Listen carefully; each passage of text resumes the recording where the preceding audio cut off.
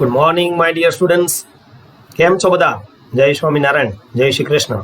Today we are going to discuss about showing contrast. વિદ્યાર્થી મિત્રો, language ફંક્શનની અંદર આપણે ઘણા બધા વિડીયો આ ચેનલ પર અપલોડ કર્યા છે. એમાંથી કોન્ટ્રાસ્ટ લેશો તો કે તફાવત. એક્ઝામની અંદર આ ટોપિક ક્યાં પૂછાય?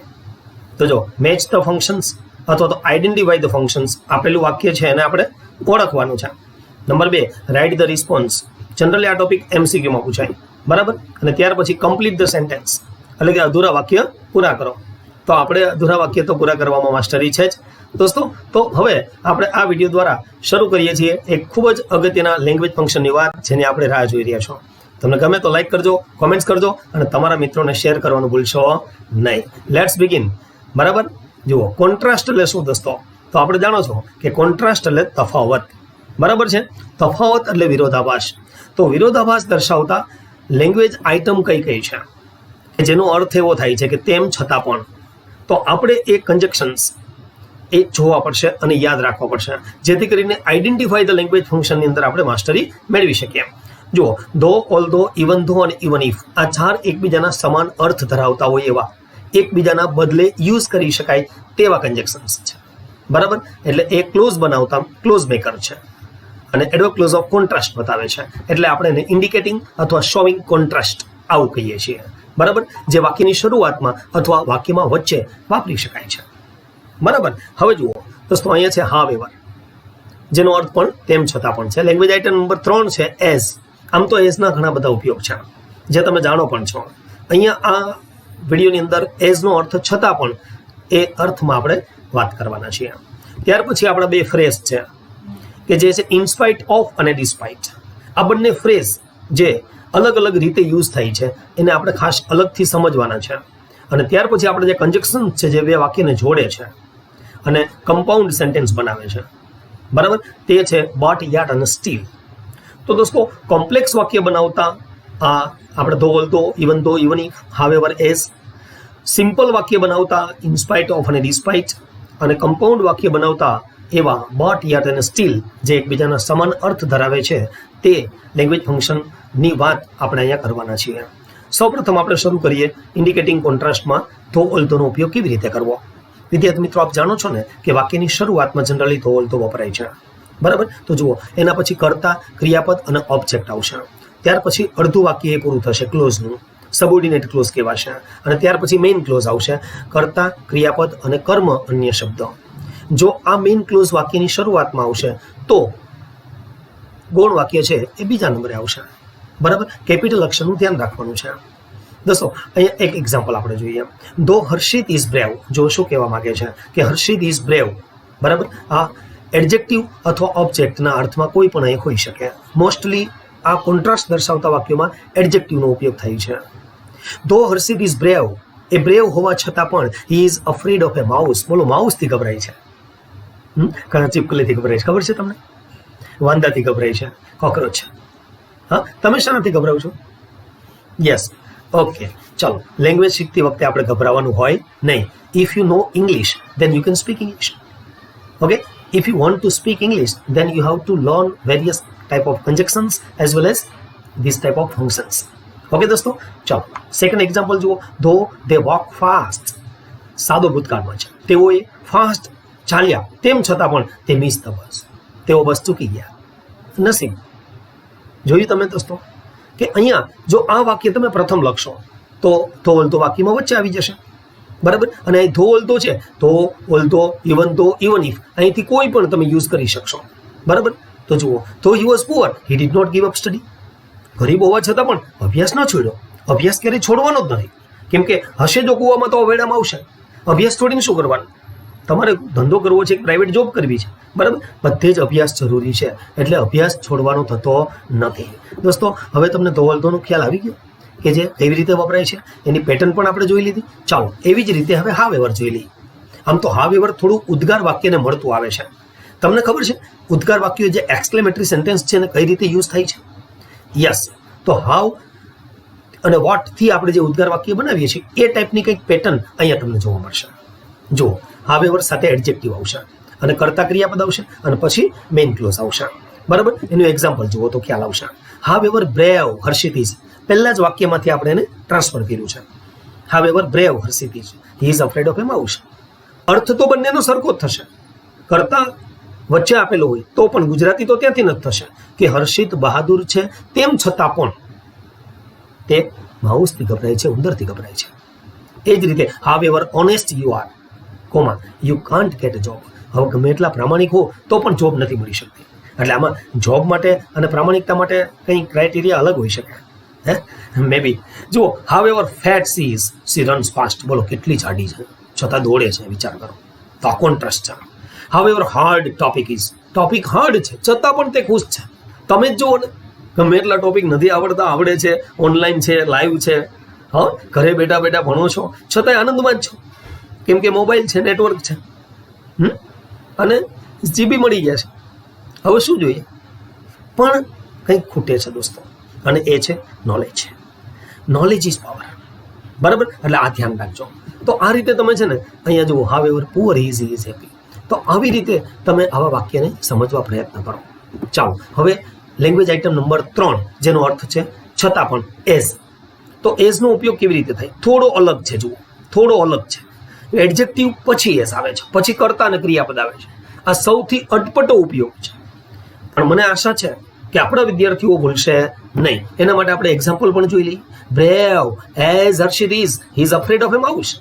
તો જુઓ, અહીંયા એઝ વાક્યમાં આમ વિશેષણ પછી વપરાય છે, પણ તમને ઓપ્શન બરાબર યાદ આવી જશે. યાદ રાખશો ને? ચાલો, clever as Deep is, he never stands first in the class. જુઓ તમે, તો અહીંયા કોન્ટ્રાસ્ટ દર્શાવતા વાક્યમાં જુઓ, expensive as the bike was. પણ ધોની તો ગમે તેવી એક્સપેન્સિવ હોય બાઇક તો પણ ખરીદે. તમને ખબર છે ને, કેમ કે એને શોખ છે બાઇકનો. તમને પણ કોઈને કોઈ શોખ હશે. દરેકના શોખ પૂરા થાય એ માટે આપણે કંઈક ને કંઈક કામ તો કરવું જ પડશે, અને એ આપ શું કરી રહ્યા છો, કોઈ ટેન્શન નથી. હવે જુઓ, fast as he ran, he could not win that race. તો ફાસ્ટ એડજેક્ટિવ છે.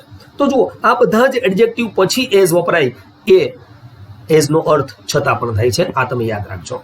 હવે દોસ્તો આપણે વાત કરીએ છીએ સિમ્પલ વાક્યની. How to make a simple sentence. તો સિમ્પલ વાક્ય છે એ ઇનસ્પાઇટ ઓફ અને ડિસ્પાઇટ જેવા ફ્રેઝથી બને છે.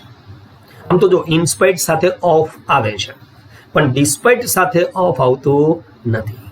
એ તો તમે જાણો જ છો. દોસ્તો આ ફ્રેઝ પછી વાક્ય રચના કેવી રીતે બને? થોડી અલગ છે, યાદ રાખશો ને? Okay, let's begin. જો ફ્રેઝ એટલે શું? તો કે ઇનસ્પાઇટ ઓફ અથવા ડિસ્પાઇટ બેમાંથી કોઈ પણ એક. બરાબર? આ ફ્રેઝ પછી તો કે બીઇંગ અને એડજેક્ટિવ આવી શકે, અથવા ફ્રેઝ પછી નાઉન આવી શકે, અથવા ફ્રેઝ પછી V4 આવી શકે. આ ત્રણમાંથી કોઈ એક શબ્દ આવે, જેના એક્ઝામ્પલ દ્વારા આપણે સમજવા પ્રયત્ન કરીએ. જો ઇનસ્પાઇટ ઓફ બીઇંગ ક્લેવર, તો આ બીઇંગ અને ક્લેવર, તો આનો અર્થ શું થાય? આ ક્લેવર હોવા છતાં, તો જો આને કોઈ કાળ નથી હોતો, આ ફ્રેઝના વાક્યને કોઈ કાળ નથી હોતો, એટલે મેઇન ક્લોઝ છે એ તમે પ્રેઝન્ટ, પાસ્ટ કોઈ પણ ટેન્સમાં લખી શકો છો. જો he does not get good job, clever હોવા છતાં પણ તેને જોબ મળતી નથી. બરાબર? તો જો ઇનસ્પાઇટ ઓફ હાર્ડ વર્ક, તો હાર્ડ વર્ક જે નાઉન છે, તો ઇનસ્પાઇટ ઓફ પછી નાઉન પણ વાપરી શકાય, ઇનસ્પાઇટ ઓફ પછી બીઇંગ પ્લસ એડજેક્ટિવ વાપરી શકાય, અને ઇનસ્પાઇટ ઓફ પછી V4 પણ વાપરી શકાય. એનું પણ એક્ઝામ્પલ હું તમને આપું છું. જો ઇનસ્પાઇટ ઓફ વર્કિંગ હાર્ડ, તો વર્કિંગ હાર્ડ એ V4 છે. બરાબર છે? અને જુઓ, ઇનસ્પાઇટ ઓફ અને ડિસ્પાઇટ તો સમાનાર્થી છે, એટલે ઇનસ્પાઇટ ઓફની જગ્યાએ તમે ડિસ્પાઇટ યુઝ કરશો તો પણ વાક્ય સાચું જ આવવાનું છે. સમજ પડી કે નહીં તમને દોસ્તો? તો યાદ રાખો, તમને જ્યારે કોઈ પણ પ્રકારના કન્જેક્શન્સ ના આવડે ત્યારે બરાબર વિડીયો લેક્ચર ફરીથી જુઓ, સાચવી રાખો વિડીયો લેક્ચર. ચેનલને સબસ્ક્રાઇબ ના કરી હોય તો સબસ્ક્રાઇબ કરી લેવી, જેથી કરીને તમને તમામ લેંગ્વેજ ફંક્શન્સ બરાબર આવડે. અને દોસ્તો કોમેન્ટ્સ કરવાનું ભૂલશો નહીં હો. તમને જે લાગે છે, ફીલ થાય છે, કોમેન્ટ્સ કરવાની કે સાહેબ આ જોઈએ છે, આ જોઈએ છે, તે જોઈએ છે ટોપિકમાં. બરાબર? તો શું છે, આપણે એટલેથી મૂડ આવે. બરાબર?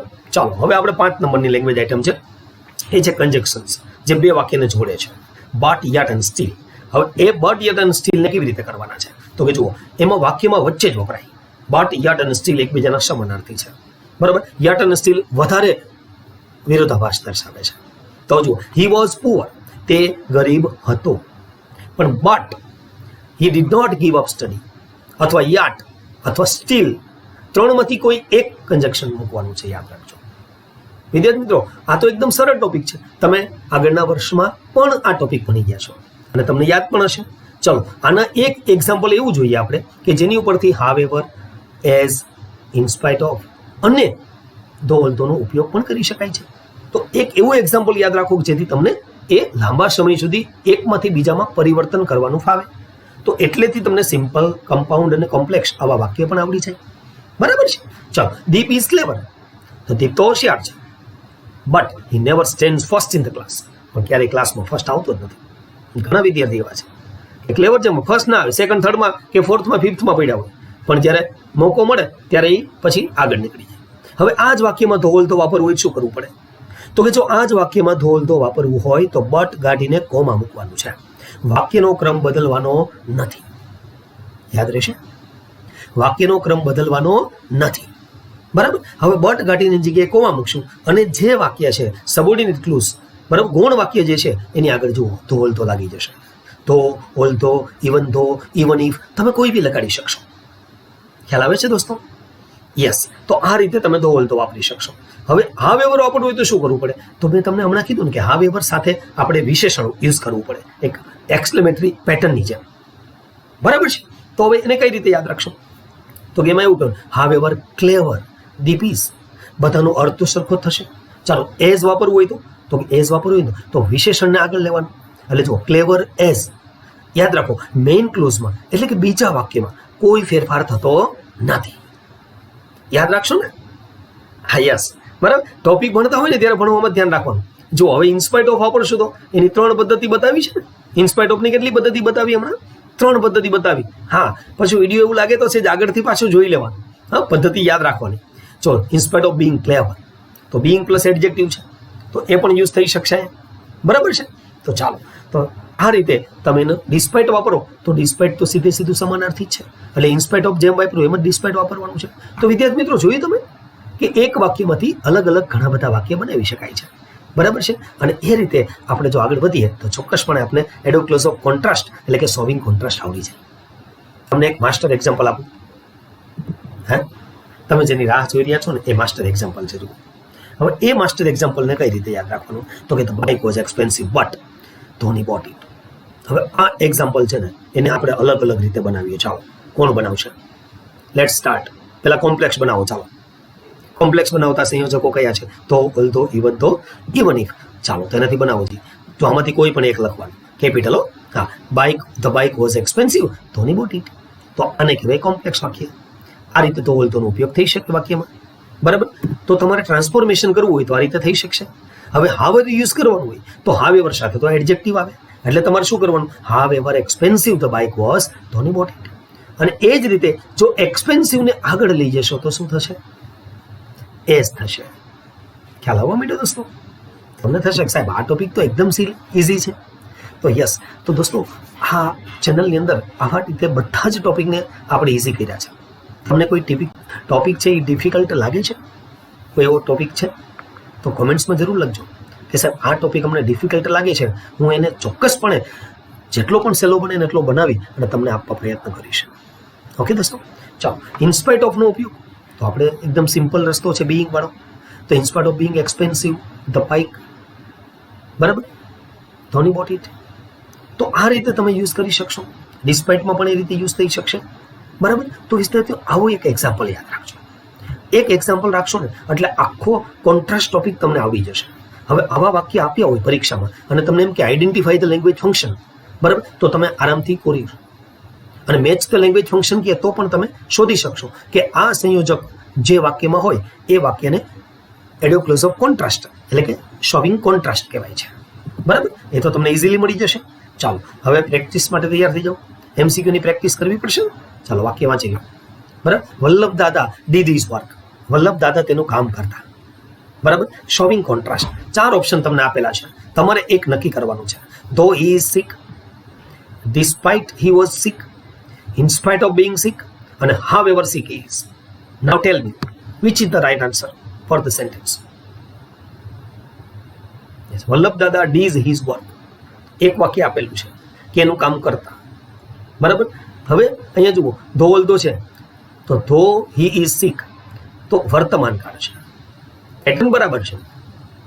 પણ અહીંયા ભૂતકાળ છે, અહીંયા વર્તમાન કાળ છે, એટલે એ ઓપ્શન નહીં આવે.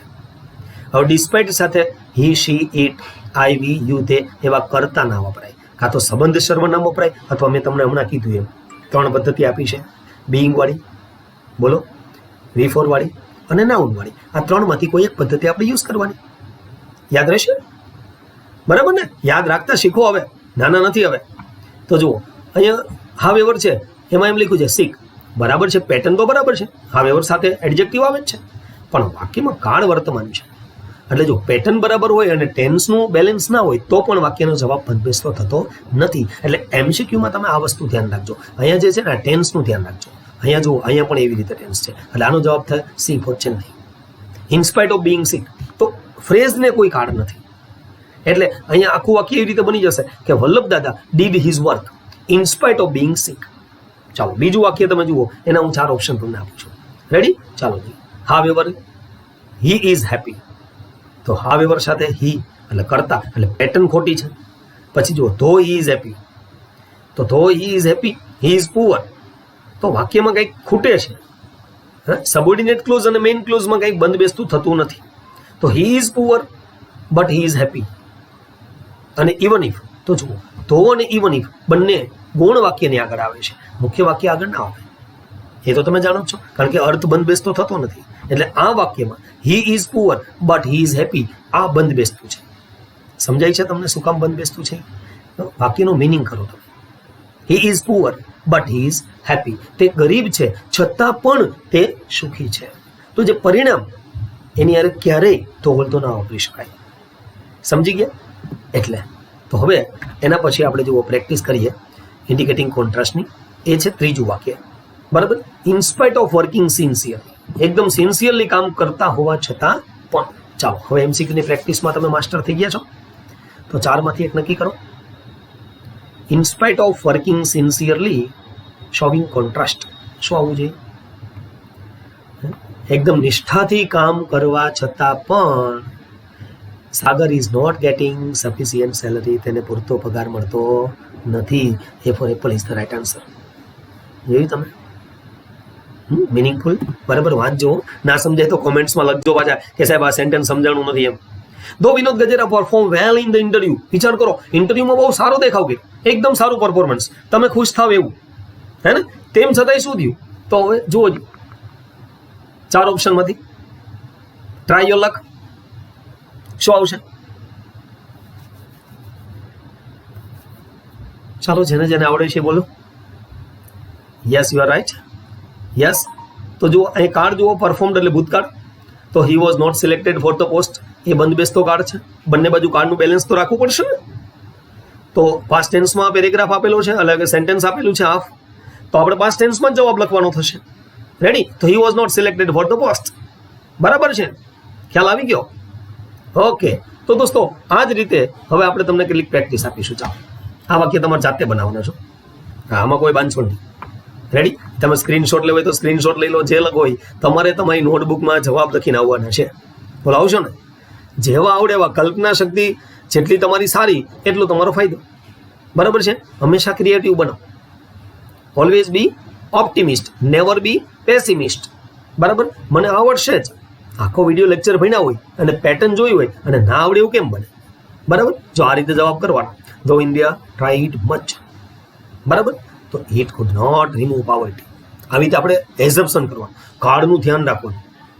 કાર્ડનું ધ્યાન રાખવાનું. અહીંયા ટ્રાઈડ છે તો તમારે ધ્યાન આપવાનું, કે નહીં લખવાનું. હા, કોડ, ડીડ આવી રીતે પાસ્ટ ટેન્સમાં લખવાનું. બરાબર છે? તો એવી રીતે અહીંયા હાવેવર છે, તો હવે પેટર્ન યાદ કરો. યાદ છે ને પેટર્ન? ઓકે. તો એ પ્રમાણે કરવાનું છે. આ તમને જવાબ ખાલી તમારા નોલેજ માટે આપી દઉં છું. બરાબર? તો આ રીતે તમે ધ્યાન રાખજો અને કોશિશ કરજો કે તમને આવી રીતે વાક્ય બનાવતા આવડે. બરાબર ને? જવાબ જોઈ લીધા? બરાબર? પહેલાં લખી લેજો અને પછી જવાબ જોજો. ઓકે? ચાલો એવી જ રીતે એક પ્રેક્ટિસ એક્ઝામ્પલ આપું છું. જવાબ પણ આપીશ. બરાબર? તમારા માટે છે, પણ દિમાગ તમારે ચલાવવાનું છે. તમે શક્ય હોય એટલા જવાબ બનાવવા પ્રયત્ન કરો. હી કન્ટિન્યુડ હિઝ વર્ક. તેણે તેનું કામ શરૂ રાખ્યું. તો હવે શું વિચારી શકો? તો although, even though, even if, however, as, in spite of, despite, તમારી પાસે કેટલા બધા છે. બટ, યેટ અને સ્ટીલ, આટલા બધા છે ને? તો કેવી રીતે યુઝ કરશો? ચાલો કોઈ પણ તમને ધો ઓલધોમાંથી જે આવડે બનાવો, જો આવી રીતે બનાવી શકો. ધો Hrithik was tired, he continued his work, કોઈ પણ નામ ધારી શકાય છે. અહીંયા હી આપેલું છે એટલે શી આપેલું હોય તો ગર્લ, સ્વાભાવિક છે બરાબર. તો ધો ઋત્વિક વોઝ ટાયર્ડ, તો થાકેલો હતો તેમ છતાં પણ, અથવા તમે એમ પણ કહી શકો ને ઇન્જર્ડ, ઈજાગ્રસ્ત હતો, અથવા ઇલ બીમાર હતો. તમે અહીંયા થિંકિંગ કરી શકો છો. હવે આ જે એઝમ્પશન કરવાનું છે ને એ તમારે કરવાનું છે. જો એ તમે કરી શકશો તો તમે આ ટાઈપના વાક્યને ઇઝીલી બનાવી શકશો. હજુ આનું આ જ વાક્ય છે એ માનો કે તમારે હાવ એવરથી બનાવવાનું કહેવામાં આવે તો તમે આ રીતે બનાવી શકો, હાવ એવર ટાયર્ડ ઋત્વિક વોઝ. અને એ જ વાક્ય બરાબર ઇન્જર્ડ તો ઇન્જર્ડનું બને. એ જ રીતે ઇલનું બનાવવું હોય તો ઇલનું બની જાય. તો વિદ્યાર્થી મિત્રો જ્યારે હાવ એવરનો યુઝ કરો છો ત્યારે એના પછી એડજેક્ટિવ યુઝ કરો અને પછી સબ્જેક્ટ અને વર્બ લખો. આ પેટર્નને બરાબર યાદ રાખો. અને જુઓ હવે તમને હું બીજા વાક્ય સમજું તો એઝ વાળું. તો એઝમાં છે ને વિશેષણ પહેલા આવશે, પછી ઇન્જર્ડ હોય, ટાયર્ડ હોય, ઇલ હોય એ પહેલા આવશે અને પછી વાક્ય આવશે. બરાબર, આ તમે યાદ રાખશો. હવે તો માસ્ટર થઈ ગયા છો ને. યસ, તો ઇનસ્પાઇટ ઓફમાં બધું યાદ છે ને, બીઇંગ આવશે. તો બીઇંગ ટાયર્ડ, હી કન્ટિન્યુડ હિઝ વર્ક. તો એ જ રીતે ડિસ્પાઇટ એનું સિમિલર છે. યાદ આવી ગયું દોસ્તો? તો આવી રીતે તમે જો કામ કરશો ને તો ચોક્કસપણે સફળતા મળશે. વિદ્યાર્થી મિત્રો પ્રેક્ટિસ તો થોડુંક હોમવર્ક આપવું પડશે ને. બરાબર, હજી રાઇટ ધ રિસ્પોન્સ બાકી છે. વિડીયો ચાલુ છે, પૂરો વિડીયો જોશો ને તો જ બધી સમજ પડશે, નહીં તો નહીં પડે. ચલો આ હોમવર્કના વાક્યો છે, બરાબર ઇઝીલી બનાવજો. મને 100% વિશ્વાસ છે કે મારા વિદ્યાર્થીઓ, મારી ચેનલના વિડીયો જોતા વિદ્યાર્થીઓ બરાબર છે અને મને ચાહતા વિદ્યાર્થીઓ જે છે એ ચોક્કસપણે 2-5 વાક્ય બનાવી કોમેન્ટ્સમાં જવાબ લખશે, અથવા તો મને ડાયરેક્ટ વોટ્સએપ પર પણ તમે જવાબ મોકલી શકો છો. બરાબર છે, આ ધ્યાન આપો. રેડી? ચાલો હવે તમને ખૂબ અગત્યના જે આપણે હાયર સેકન્ડરીમાં પણ પૂછાય છે બરાબર એની આપણે વાત કરવાના છીએ અને એ છે રાઇટ ધ રિસ્પોન્સ. તો રાઇટ ધ રિસ્પોન્સમાં શું હોય કે એક ડાયલોગ આપેલો હોય. હવે ડાયલોગને આ રીતે છે, Jyotsna you are so fatty. વાહ વાહ ભાઈ તું તો બહુ ફેટી છો એવું કહ્યું એણે. તો નલિનભાઈ કરીને છે એનો જવાબ કોન્ટ્રાસ્ટમાં કેવી રીતે આપે છે એના માટે અહીંયા ઓપ્શન્સ આપણે જોઈ લઈએ. બરાબર, પરીક્ષામાં તમને આવી રીતના 4 ઓપ્શન્સ આપેલા હશે. હવે એમાંથી કયો ઓપ્શન બંધ બેસતું છે એ તમારે નક્કી કરવાનું છે. એને કે ભાઈ રિસ્પોન્સ. બરાબર, તો લેટ્સ રીડ, ચેક આઉટ. ચલો આ લેક્ચરમાં તમારે જ દિમાગ આપવાનું છે દોસ્તો. મેં તો પેટર્ન આપી દીધી. કયો હવે કયું બંધ બેસતું લાગે છે? યસ, ઇઝીલી તમે કહી શકશો કે સાહેબ અહીંયા 4 ઓપ્શન્સ આપેલા છે, એમાંથી ઇન્સ્પાઇટ ઓફ છે એની પેટર્ન રાઈટ છે અને ઇન્સ્પાઇટ ઓફ જ એવું એક અહીંયા ફ્રેઝ આપેલો છે કે જેનો અર્થ છતાં પણ થાય છે, જે કોન્ટ્રાસ્ટ બતાવે છે. બાકીનું જો આઈ નો ધેટ નાઉન ક્લોઝની પેટર્ન છે જુઓ. બરાબર, અને મેં એન્ડ વાળું વાક્ય છે કમ્પાઉન્ડ છે અને આ પણ વાક્ય જુઓ સિમ્પલ વાક્ય છે આખા. તો અહીંયા જવાબ છે એ ફોર એપલ. ચલો આવું તમને બીજું વાક્ય આપું છું, રીડ આઉટ. હા, કોન્ફિડન્ટ વધતો જતો હોય તો દોસ્તો લાઈક કરવાનું ભૂલશો નહીં. Daksha, you always miss the train. દક્ષાએ મને કીધું કે તમે તો ટ્રેન ચૂકી જ જાઓ છો હંમેશા. ખાવાના વાર્યા. હવે કોન્ટ્રાસ્ટમાં 4 options. Now tell me which one is the right for the second response? Yes, you have to select contrast. Yes, which is right? Yes, you can easily say that out of 4 options D option is right. Okay, because here as is given and the pattern is also accurate. First adjective, adverb and then as. So early as I get up. So early as I get up I cannot catch the train. આવો answer જે ડાયલોગને perfect બનાવે છે, meaningful બનાવે છે. તો વિદ્યાર્થી મિત્રો જ્યારે એવો નાનો ડાયલોગ આપેલો હોય ને એમાં એવો ઓપ્શન શોધવાનો કે જે ડાયલોગનો મિનિંગફુલ પણ હોય અને સાથે સાથે મિનિંગફુલ તો લગભગ એક કરતાં વધારે પણ હોઈ શકે, પણ મિનિંગફુલ પણ હોય અને કોષમાં જે ઇન્ડિકેટર આપેલું હોય કે ભાઈ કોન્ટ્રાસ્ટ, પર્પઝ, બરાબર છે, જે આપેલું હોય ફંક્શન્સ એ ફંક્શનને રિલેટેડ હોવું જોઈએ. એટલે એ સૌથી મોટી વાત છે. ઓકે, ચાલો હવે તમને થોડો વિશ્વાસ બેસશે કે નહીં બેસે? વિદ્યાર્થી મિત્રો આપણે સ્ટુડન્ટ વિઝાને લગતું કોઈ કામ હોય કે ફોરેન કન્ટ્રીમાં અભ્યાસ કરવા જેવું હોય તો ચોક્કસ યાદ કરજો, અમે તમને હેલ્પફુલ બનીશું. બરાબર, ચાલો હવે આપણે છે ને થોડાક આગળના પ્રેક્ટિસ માટે ખાલી જગ્યાઓ તમને આપવાની છે. વિદ્યાર્થી મિત્રો ઘણા બધા વિદ્યાર્થીઓ IELTSની પરીક્ષા આપે છે, કેટલાક ટોફેલની પરીક્ષા આપે છે અને કેટલાક PTEની પરીક્ષા આપે છે. તમને ખબર છે ને આ PTEની જે પરીક્ષા આપો ને એની અંદર આ ટાઈપની ખાલી જગ્યાઓ કન્જક્શન્સ વાળી પૂછાય. એક પેરેગ્રાફ આપેલો હોય અને પેરેગ્રાફની અંદર ખાલી જગ્યાઓ હોય. તો તમે આ ખાલી જગ્યા પૂરજો અને કોમેન્ટ્સમાં એના જવાબ લખજો. મને ચોક્કસ વિશ્વાસ છે કે તમે હોમવર્ક બરાબર કરશો. હોમવર્ક એટલા માટે આપવું જોઈએ કે જેથી ખબર પડે, બરાબર, કે મને ટોપિક આવડે છે કે નહીં. તો વિદ્યાર્થી મિત્રો, ટોપિક આખો જે સમજાયો છે એ હોમવર્કમાં કરશો તો જ ખ્યાલ આવશે ને. તો જો courageous you are, sometimes situations lead you break down. તમે ગમે એટલા કરેજિયસ હો, પણ સિચ્યુએશન એવી ક્રિએટ થઈ, શું કરો? હવે કોરોના આવ્યો, લોકડાઉન આવ્યું, શું કર્યું? ઘરે બેઠા બેઠા વિડીયો જ બનાવ્યા. હા, સમજ પડે છે? તો કેટલાના ધંધા ભાંગી ગયા છે, બ્રેકડાઉન થઈ ગયા છે, લોકોને તકલીફ પડી ગઈ છે. તમને પણ ખબર છે ને, તમારો અભ્યાસ પણ કેટલો, હે, તમારા મિત્રો, તમારું સ્કૂલ લાઈફ યાદ છે, કોલેજ લાઈફ, બધું કેટલું બધું હેરાન થાવ છો. પણ મોટું મન રાખો, બધા સૌ સારાવાના થઈ જશે. અત્યારે તમે એ વિચારો કે તમને ટોપિક કેટલો આવડે છે. ચાલો, કરેજિયસ એટલે એડજેક્ટિવ છે, તો અહીંયા બંધ બેસતું શું થવું જોઈએ? તો કે હા વેવર. તો however courageous you are, sometime situation lady. તો આ વસ્તુ યાદ રાખો, પેટર્ન જુઓ અને પેટર્ન પ્રમાણે કન્જક્શન્સ નક્કી કરો એટલે ચોક્કસપણે તમને આવડી જશે. બરાબર. એ જ રીતે 6 to 10 સેન્ટેન્સ પણ તમને હું આપું છું અને એમાં પણ એ જ રીતે તમે કામ કરજો. જેમ કે એક્સપેન્સિવ આપેલું છે તો આપણે ખ્યાલ આવશે કે આમાં એઝ આવશે, કેમ કે વિશેષણ પછી ખાલી જગ્યા આપી હોય તો એઝ આવશે. કરતા ક્રિયાપદથી સલંગ વાક્ય શરૂ થયું હોય તો બોલતો હાવેવર, તો બોલતો ઇવન તો ઇવન ઇફ આવશે. અને ખાલી જગ્યા પછી એડજેક્ટિવ આપેલું હોય તો હાવેવર આવશે. આ તમને હવે પેટર્ન તો યાદ રહી જ ગઈ હશે અને એનો ઉપયોગ કરશો ચોક્કસપણે. મને 100% વિશ્વાસ છે કે મારા વિદ્યાર્થીઓ એમાં સફળ થશે, એમાં કોઈ શંકા નથી. વિદ્યાર્થી મિત્રો, તમને ચેનલ ગમે, આ વિડીયો ગમે તો લાઈક કરજો, તમારા મિત્રોને પણ શેર કરજો, કોમેન્ટ્સ કરવાનું ભૂલશો નહીં દોસ્તો. ફરીથી નવા ટોપિક સાથે આપણે મળીશું. તમે પ્લેલિસ્ટમાં જઈ અને તમારા ધોરણનું ફોલ્ડર શોધી લેજો. દરેક ધોરણના 2, 3, 4 ફોલ્ડર હશે અને એમાં અલગ અલગ શોર્ટ નોટ્સ, ટેક્સ્ટ બુકનું ટોટલ ટ્રાન્સલેશન હશે, એ જ ટેસ્ટ પેપરના સોલ્યુશન્સ હશે, એસે, રિપોર્ટ્સ, ઇમેલ્સ કેવી રીતે લખવા એની બહુ ડિટેલમાં ચર્ચાઓ કરી છે, લેંગ્વેજ ફંક્શન્સ બધા સમજાવવા પ્રયત્ન કર્યો છે. આ બધી જ વસ્તુઓ આપને કામ આવશે, એમાં કોઈ શંકા નથી. ઓકે દોસ્તો, ફરીથી નવા ટોપિક સાથે મળીશું. ત્યાં સુધી રજા લઈએ. જય હિન્દ, જય ભારત, જય જય ગરવી ગુજરાત.